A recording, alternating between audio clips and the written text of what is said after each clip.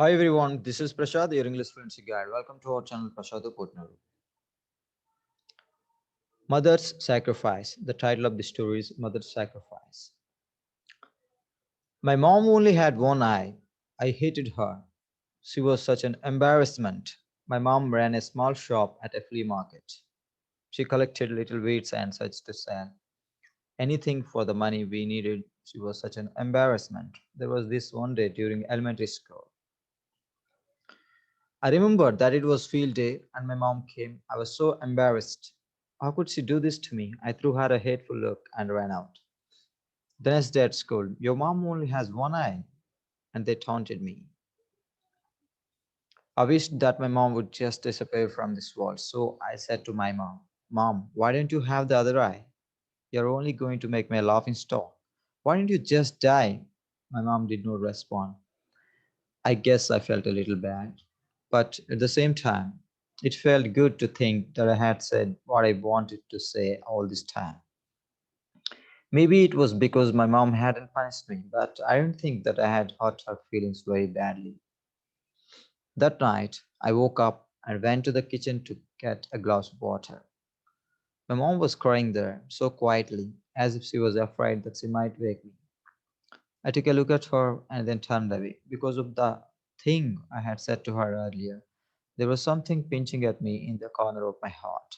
Even so, I hated my mother who was crying out of her one eye. So I told myself that I would grow up and become successful because I hated my one eyed mom and our desperate poverty. Then I studied really hard. I left my mother and came to Seoul and studied and got accepted in the Seoul University with all the confidence I had. Then I got married. I bought a house of my own. Then I had kids too. Now I am living happily as a successful man. I like it here because it's a place that doesn't remind me of my mom. This happiness was getting bigger and bigger when someone unexpected came to see me. What? Who is this? It was my mother, still with her one eye. It felt as if the whole sky was falling apart on me. My little girl ran away scared of my mom's eye. Excuse me. And I asked her, Who are you? I don't know you. As if I tried to make that real. I screamed at her, How dare you come to my house and scare my daughter? Get out of here now. And to this, my mother quietly answered, Oh, I am so sorry. I may have gotten the wrong address. And she disappeared. Thank goodness, she doesn't recognize me. I was quite relieved. I told myself that I wasn't going to scare or think about this for the rest of my life. Then a wave of relief came upon me. One day, a letter recording a school reunion came to my house. I lied to my wife saying that I was going on a business trip. After the reunion, I went down to the old shack that I used to call a house, just out of curiosity there. I found my mother fallen on the cold ground, but I did not shed a single tear. She had a piece of paper in her hand. It was a letter to me. She wrote, My son, I think my life has been long enough now, and I won't visit you anymore. But would it be too much to ask if I wanted you to come visit me once in a while? I miss you so much, and I was so glad when I heard you were coming for the reunion. But I decided not to go to the school for you. I'm sorry that I only have one eye, and it was an embarrassment for you. You see, when you were very little, you got into an accident and lost your eye. As a mother, I couldn't stand watching you having to grow up with only one eye.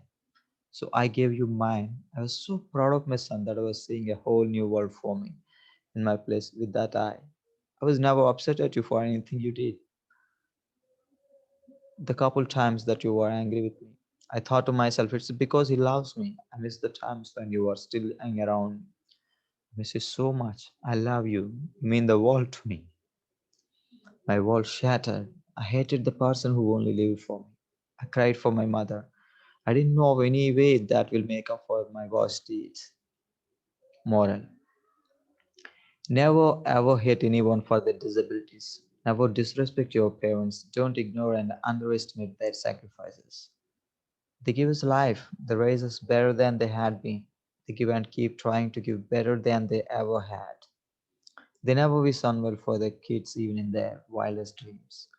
They always try showing right path and being motivator.